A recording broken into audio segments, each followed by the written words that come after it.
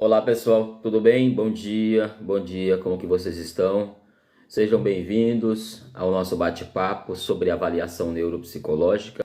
Eu sou o psicólogo e neuropsicólogo Ademar Oliveira e hoje nós vamos sobre o processo de avaliação, né? Como que é uma avaliação neuropsicológica? É simples, né? É fácil? É demorado? Como que funciona? Quais são os detalhes? Quais são os conceitos? Quais são as orientações que eu posso passar para vocês a partir de agora?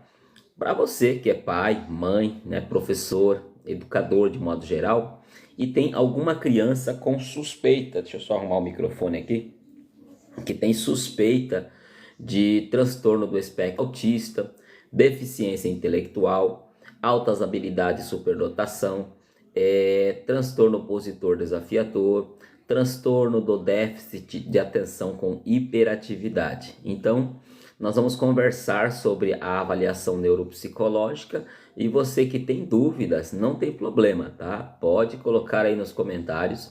Eu tenho certeza que se não souber a resposta, nós iremos atrás para apresentar nos próximos encontros. Tudo bem? Então vamos aguardar o pessoal que está chegando aí, tá? Parabéns a você que interage comigo, né? Que tem dúvidas sobre a avaliação neuropsicológica, sobre autismo, deficiência intelectual, altas habilidades, superdotação, transtorno específico da aprendizagem, barreiras de aprendizagem. Então nós vamos estar conversando sobre isso, tá bom? Então estamos conversando sobre transtorno específico da aprendizagem, autismo, TDAH, TOD, que é o transtorno opositor desafiador, e como que funciona a avaliação neuropsicológica. Obrigado, Gislaine, né, José Lucas, seja bem-vindo.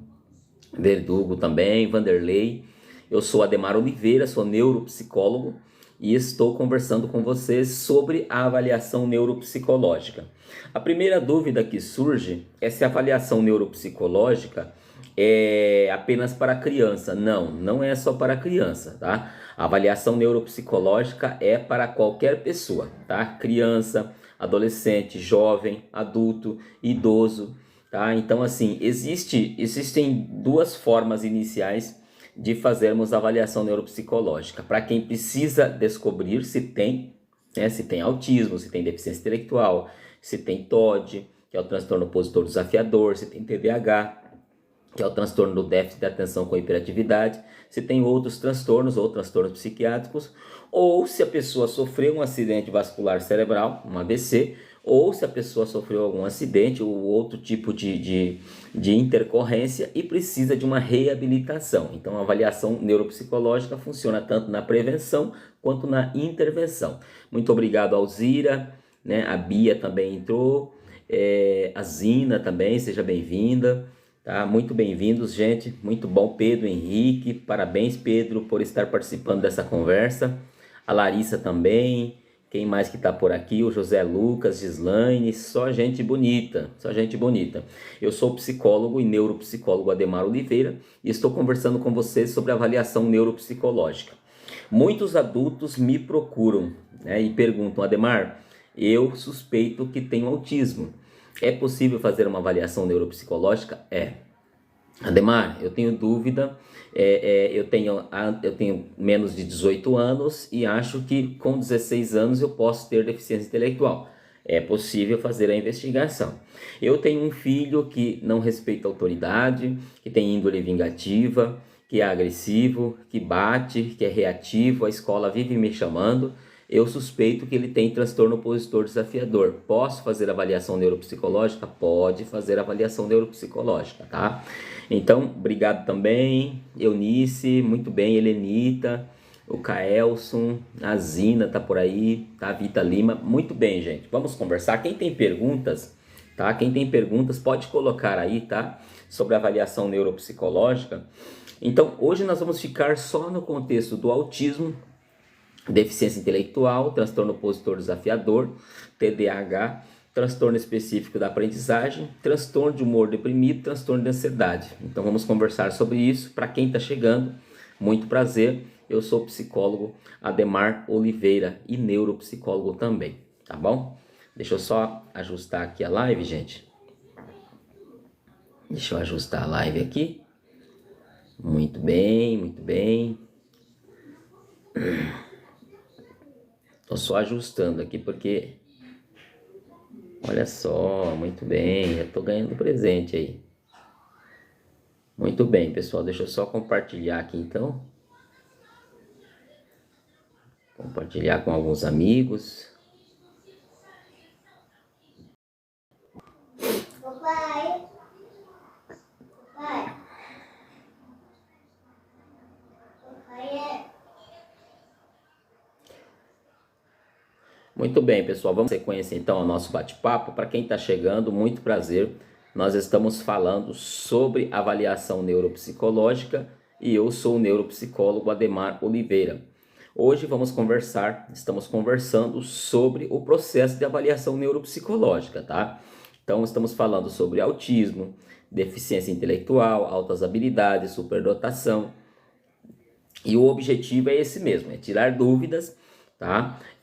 Eu vou começar falando da anamnese, tá? Então vamos pensar na seguinte situação, vamos pensar no público infantil aqui, tá? Vamos imaginar que uma família, de repente, desconfia que a criança não atingiu os parâmetros, tem atraso na fala, essa criança tem dificuldade na interação, na comunicação, nos comportamentos, apresenta algumas oscilações, oscilação de humor, oscilação de relacionamento, e a família entra em contato com a escola, ou a escola entra em contato com a família e decide enviar um neuropsicólogo para fazer uma investigação. Tá, ok. Como que funciona? A partir do momento que essa criança chega para avaliação neuropsicológica, o primeiro contato é sempre com a família. Então nós chamamos a família, geralmente é o pai, a mãe, ou outro responsável. E aí o que nós fazemos? Nós fazemos uma entrevista que chamamos de anamnese. Essa entrevista tem duração de 60 minutos, às vezes dá até 1h20, 1h30, porque nós temos que coletar muitas informações, tá? Nós temos Júlia, tudo bem? José Carlos também, Pietro, Marcos Gomes, Zina.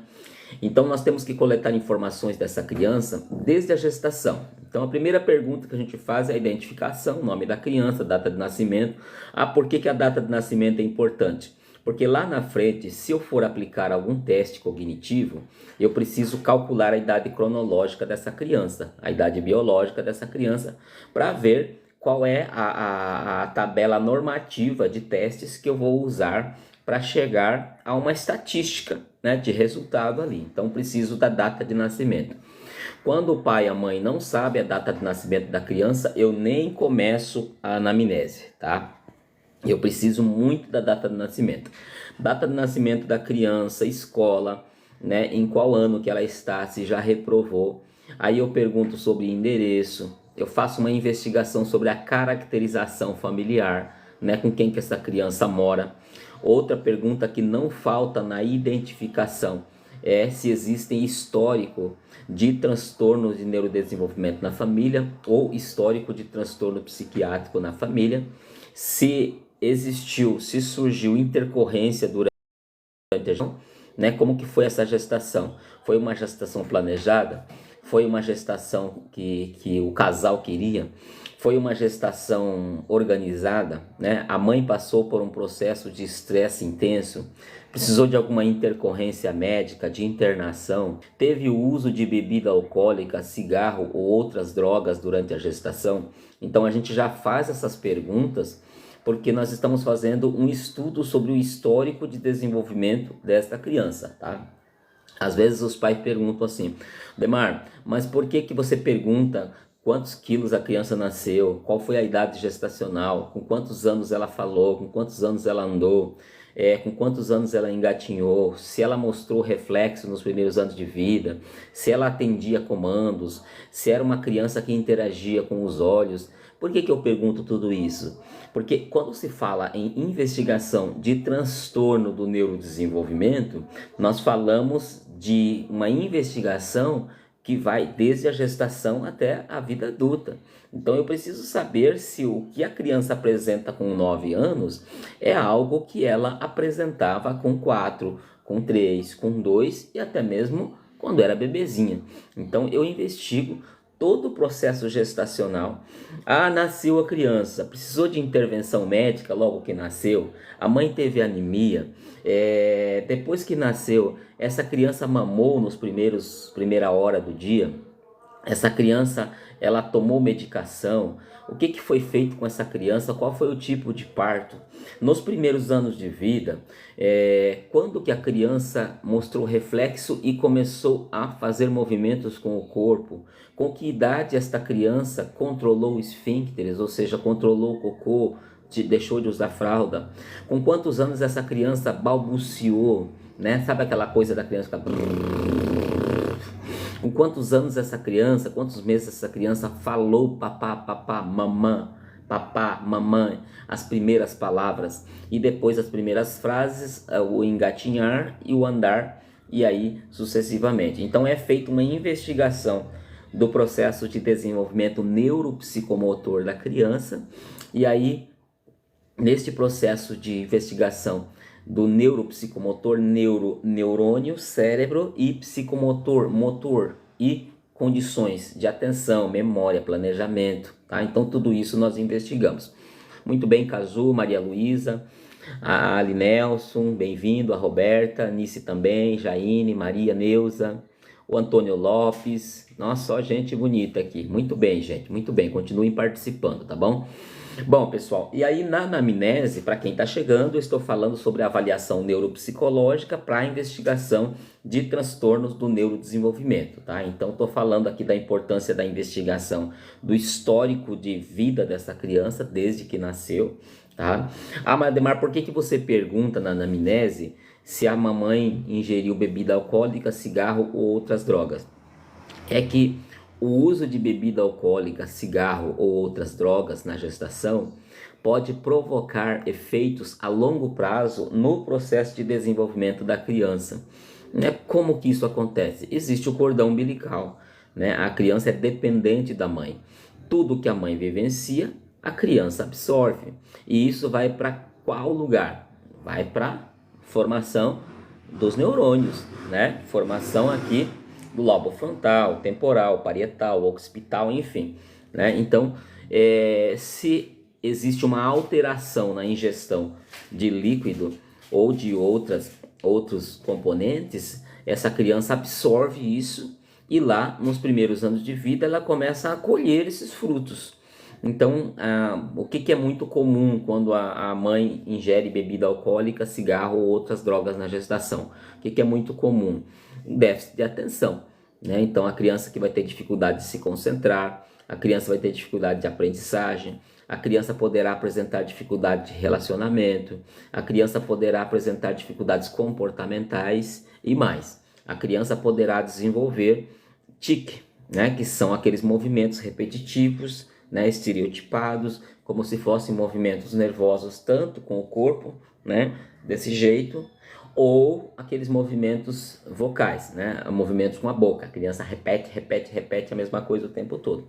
Então, assim, vejam só, por isso que a gente pergunta se a mamãe ingeriu bebida alcoólica ou outras drogas durante a gestação. Bom, durante o processo de avaliação, nós vamos fazendo essa investigação do desenvolvimento da criança, nós vamos perguntando como que foi a chegada dessa criança na creche, como que foi a chegada dessa criança no pré-1, pré-2, no primeiro ano, como foi a adaptação dessa criança em casa, como é a adaptação dessa criança em outros espaços, nas ruas, nas festas, nas igrejas, na escola, né? O que provoca a alteração de humor da criança, tá? O que essa criança aprende, como que ela aprende. Então a gente fica ali fazendo uma verdadeira investigação sobre a vida completa da criança, na sua completude, tá? E aí a gente começa a investigar fatores atuais, né? Como que é o comportamento atual dessa criança? É uma criança que interage? É uma criança que apresenta reciprocidade no olhar? É uma criança que atende comandos? É uma criança que quando você fala dá a impressão que ela não escuta? É uma criança que aprende mas esquece? Será que é uma criança que gosta de música, que reconhece trajetos, uma criança que estabelece um diálogo, é uma criança que tem medo, que tem ansiedade, que é agitada, que é calma, é uma criança que apresenta reatividade, índole vingativa, é uma criança que apresenta dificuldade de aprendizagem em operações básicas, né, acadêmicas básicas, por exemplo, escrever o próprio nome, escrever o cabeçalho, contar de 1 até 5, fazer contas básicas. Vamos pensar uma criança de 9 anos, fazer contas básicas de adição, multiplicação, né, adição, multiplicação, subtração e divisão, né? Será que a criança consegue resolver problemas simples? Então tudo isso nós vamos investigando do ponto de vista cognitivo. E aí durante esta anamnese nós vamos estabelecendo um pré-requisito para aplicação de teste ou de escala, tá? Antônia, Vitor, muito bem, Vitor, Daniele, Manuel, tá? A Maria, Luísa. Só tem gente interessante aqui. Muito bem, pessoal. Obrigado pela participação. Muito bem. E aí, nós, através dessa entrevista com a família, nós vamos identificando quais são, minha gente, quais são os possíveis testes a serem aplicados na vida dessa criança. Testes, né, privativos de psicólogos ou testes, né, informais, testes de outros especialistas que contribuem no processo avaliativo. Então, vamos lá. Vamos pensar aqui. Se uma criança, durante essa anamnese, eu constatei que a criança apresenta hipótese de transtorno do espectro autista, eu vou aplicar ali pelo menos 1 ou 2 escalas ou um teste padrão ouro, tá? Então, eu já fiz uma entrevista, já identifiquei que a criança apresenta, de fato, alguns sinais de transtorno do espectro autista, que é o autismo, e aí eu vou aplicar algumas escalas. Eu gosto muito da CARS, tá? Que é uma escala bem completa. Eu gosto da ATA também, que é bem interessante, e gosto do IBCICA. IBCICA assim, traz todos os componentes que eu preciso para fazer perguntas sobre transtorno do espectro autista. E aí tem outros testes, né? Testes privativos, testes de padrão ouro, que também são importantes para a gente estar investigando o autismo, tá? Eu estou investigando o autismo e eu devo ficar só no autismo? Não. Eu preciso ver o que está por trás dos comportamentos da criança. Então vamos pensar assim. Imagine que a criança apresenta mutismo seletivo. A criança não fala. A criança só fala na presença dos pais. Chega na escola, não fala com ninguém. Chega na rua, não fala com ninguém. A pessoa pergunta o nome, ela não responde. E o que tem que fazer numa situação dessa? É preciso verificar se existem comorbidades nessa hipótese. Mas comorbidade na hipótese, exatamente. Porque o mutismo seletivo, a criança que não fala, o mutismo seletivo pode ser tanto um sintoma do transtorno do espectro autista, como pode ser também um sintoma de transtorno de ansiedade. Então, o transtorno de ansiedade de mutismo seletivo pode estar presente na criança.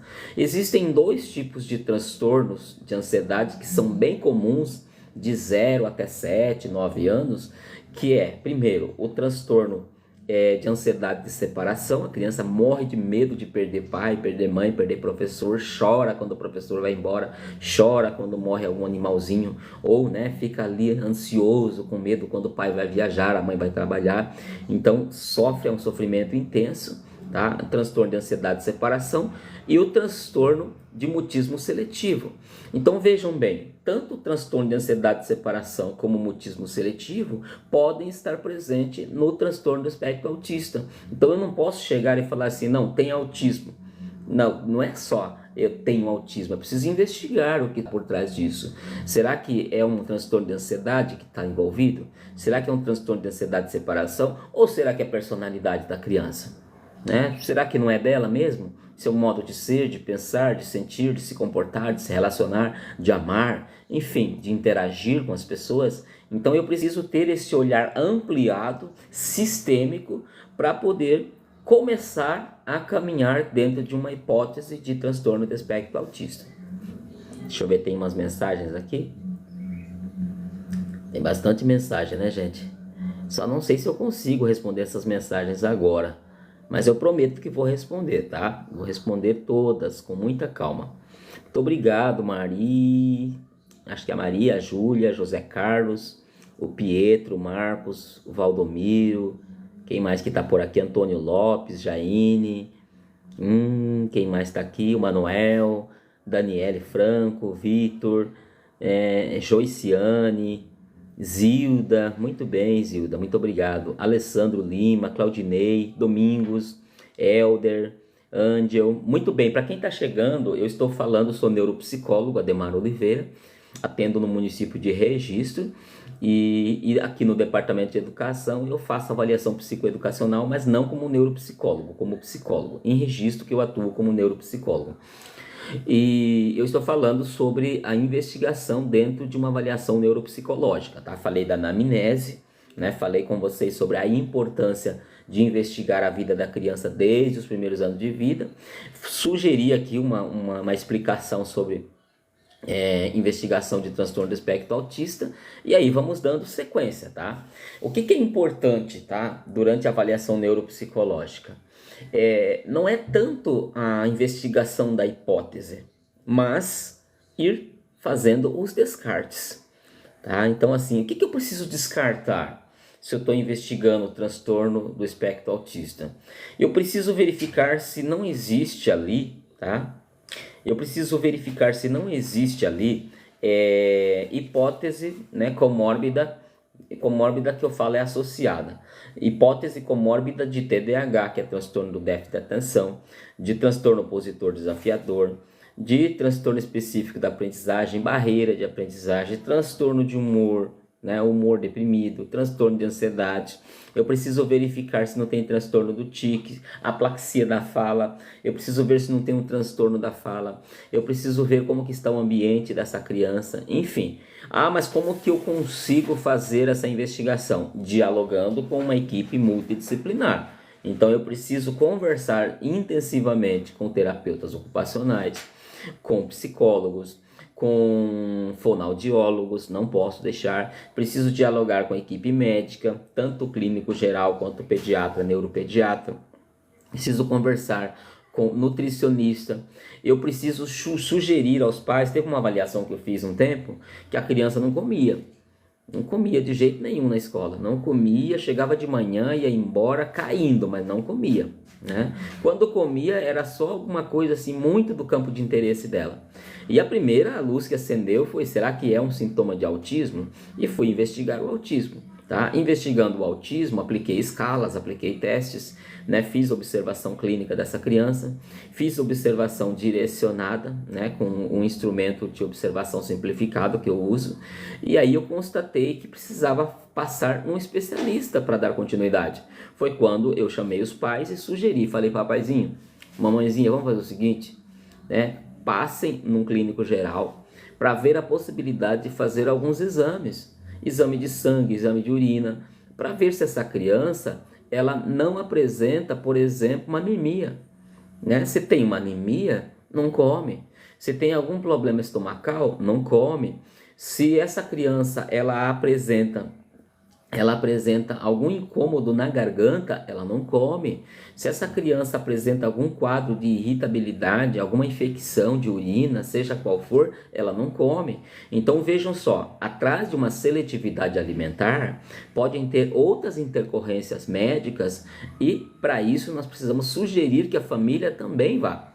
Eu já fiz várias anamneses, várias entrevistas em que eu sugeri que o pai fosse à UBS para fazer um agendamento com o clínico geral, para descartar, né, anemia, descartar deficiência visual, déficit visual, déficit auditivo, né? Teve uma criança que nós avaliamos uma vez, e esta criança, ela parece que não escutava, o professor chamava, não ouvia, né? O pai chamava, não dava atenção, tinha que estar chamando, explicando 5 ou 6 vezes, e nós já começamos a investigar déficit de atenção, né, que está dentro do TDAH, começamos a investigar transtorno específico da aprendizagem, começamos a investigar autismo, deficiência intelectual, e quando de repente eu tive a ideia de sugerir que o pai ele fizesse uma investigação clínica através de exames, E aí, quando passou no otorrino, eles fizeram um mapeamento no ouvido e descobriram que tinha uma obstrução no ouvido dessa criança.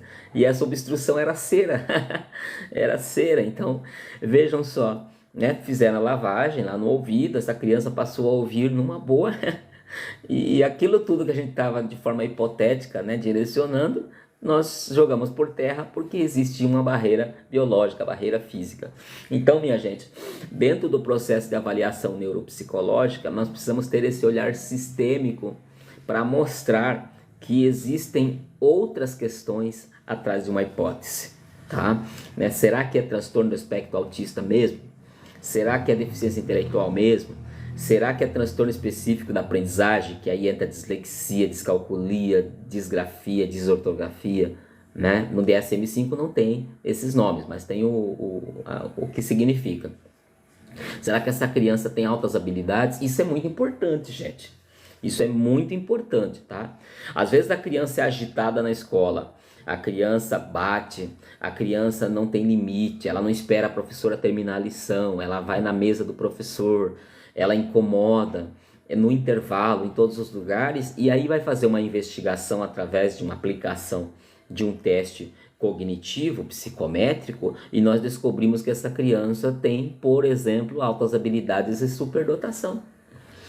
Se ela tem altas habilidades e superdotação, é óbvio que ela vai ficar irritada, nervosa, ansiosa, inquieta dentro de uma sala de aula em que as velocidades de aprendizagem, elas estão lentas, a velocidade está lenta.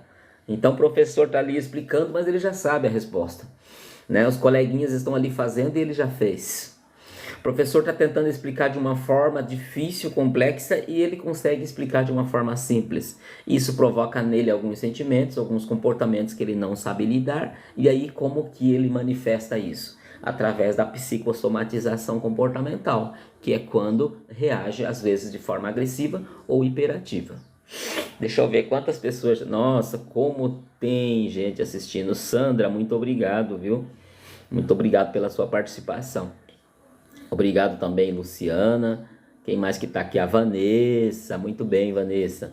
Bárbara, Cleomar, Mariane, Everton, Jorge Osvaldo. Pessoal, nós estamos, neuropsicólogo e psicólogo Ademar Oliveira, nós estamos falando sobre avaliação neuropsicológica. Então, estou conversando com vocês sobre tudo, tá? A minha filha aqui, tá? O que foi? Senta lá na sala, o pai já vai lá, tá? O pai tá terminando aqui. Pai, eu quero fazer isso. Tá, o papai já vai fazer. Posso fazer? Pode. Olha só, minha filha chegou aqui e interrompi um pouco a live. Pessoal, então, neuropsicólogo e psicólogo Ademar Oliveira, estamos conversando sobre o processo de avaliação neuropsicológica. Então, o que nós fizemos, minha gente? Nós fomos falando sobre a anamnese, a entrevista inicial, conversamos sobre a importância de investigar os primeiros anos de vida da criança, conversamos sobre a possibilidade de ver como que foi a gestação dessa criança, né? Será que nasceu a termo? Será que essa criança ela teve alguma intercorrência médica antes, durante e depois do nascimento? Essa criança, quando começou a balbuciar, né, fazer aquele movimento, quando que essa criança começou a falar? Quando que essa criança começou a se movimentar? Como que essa criança começou a fazer controle de esfíncteres, ou seja, controle de cocô? Quando que essa criança ela reagiu de forma expressiva, receptiva? Será que essa criança, a mãe, né? Como que estava o estado emocional dessa mãe durante a gestação?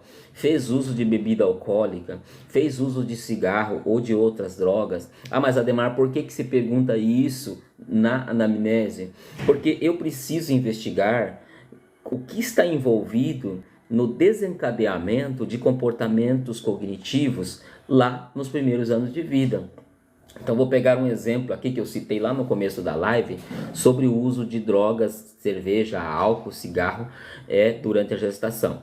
Quando a mãe faz esse uso de bebida, né, tem o cordão umbilical e pelo cordão umbilical a criança sustenta a vida lá dentro da barriga. E por esse cordão umbilical e pelas conexões neurais que vão se formando, lá na frente, né? Se teve o uso de bebida alcoólica ou outras drogas, cigarro, durante a gestação, isso pode trazer, por exemplo, déficit cognitivo. A criança pode ter dificuldade de processamento de informação, de velocidade de processamento. A criança pode ter dificuldade de aprendizagem. A criança pode ter dificuldade de interação, de comunicação, de comportamentos. Ela pode ter prejuízos na memória e outras questões que podem surgir a partir do uso de bebida alcoólica nos primeiros anos de vida. Então, na anamnese neuropsicológica, nós fazemos uma investigação sobre este processo de nascimento e desenvolvimento da criança. Nós investigamos se tem histórico de transtorno do neurodesenvolvimento lá na família, nós investigamos se tem transtorno psiquiátrico na família, nós investigamos condições de vida, né, socioeconômica desta família, nós investigamos com quem essa criança mora, com quem ela passa mais tempo, se ela fica na rua, se ela fica na escola, se ela fica dentro de casa. Ademar, mas por que investir tanto nessa investigação? Porque eu preciso saber como que essa hipótese de autismo, deficiência intelectual, altas habilidades, superdotação ou transtorno específico da aprendizagem foi sendo construída desde os primeiros anos de vida. Quem mais que está chegando? Ô, Rogério, o Rogério está por aqui. Bom dia, Rogério, tudo bem? Rogério, Helena, Everton está por aqui, o Jorge também. Quem mais que está por aqui? A Lourdes, o Carlos, Américo Alves, só gente bonita aqui, tá? Muito obrigado pela participação. Para quem está chegando, eu sou neuropsicólogo e psicólogo Ademar Oliveira e estamos conversando sobre a avaliação neuropsicológica e especificamente na investigação de transtorno do espectro autista, que é o autismo, a deficiência intelectual, altas habilidades, superdotação e também transtorno específico da aprendizagem, depressão e ansiedade na infância, tá? Podemos falar sobre esses temas no contexto adulto? Podemos, né? São outras abordagens, mas podemos. Mas hoje vamos falar só da infância e da adolescência, tá bom? Principalmente para quem essa live é direcionada. Então compartilhem aí, tá? Compartilhem com seus amigos, professores, pais, né? Porque é um assunto muito importante, tá bem? Por que nós precisamos conversar sobre este assunto? Porque existem muitos diagnósticos errados, tá? Existem muitas investigações erradas. Eu sempre sugiro para a família que quando for a um neuropediatra, um médico, não vá com a mão vazia, né? É importante levar um parecer neuropsicológico, é importante levar um parecer da fonoaudióloga, é importante levar um parecer da psicopedagoga, um relatório da escola, é importante levar um parecer de outras pessoas que convivem com a criança. Precisa também levar um parecer de uma nutricionista, ou seja, de um fisioterapeuta, de um otorrino, de outro médico especialista. É importante, gente, chegar ao médico sempre com várias ferramentas que ajudam no diagnóstico, tá? Aí a família chega no neuropediatra, não leva nada. Não leva relatório de fonoaudiólogo, não leva relatório de psicólogo, não leva relatório de terapeuta ocupacional, não leva relatório de clínico geral, não leva resultado de exame, não leva relatório da escola, de psicopedagogo. A criança apresenta seletividade alimentar e não se leva um relatório de uma nutricionista. E o que o médico pode fazer em cima disso, né? Numa consulta de 30, 40 minutos. Tem muitos desafios.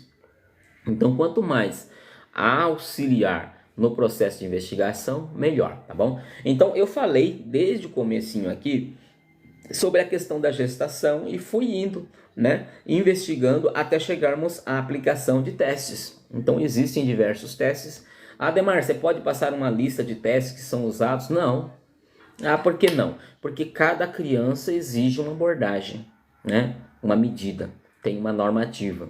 Então, para entender isso aí, é só lembrar de uma Santa Casa. Você vai numa Santa Casa e de repente você pede para o médico autorizar fazer um raio-x na coluna, porque você está com dor nas costas. Ele não vai fazer isso só porque você está pedindo, né? Por quê? Porque existem critérios para aplicação de exames médicos, assim como existem critérios para aplicação de testes psicológicos e neuropsicológicos, tá?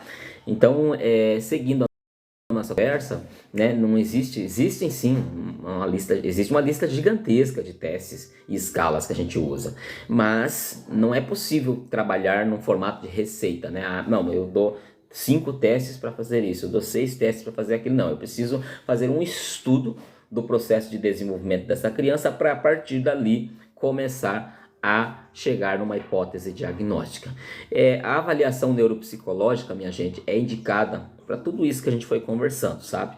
Investigação de transtorno do espectro autista, investigação do transtorno do déficit de atenção com hiperatividade, que é o TDAH, investigação do transtorno opositor desafiador, que é o TOD, investigação do transtorno específico da aprendizagem, que é a dislexia, descalculia, né, disgrafia, desortografia, investigação de transtornos de ansiedade, investigação de transtorno de humor deprimido e investigação de outras barreiras que impedem o processo de ensino e de aprendizagem, tá bem?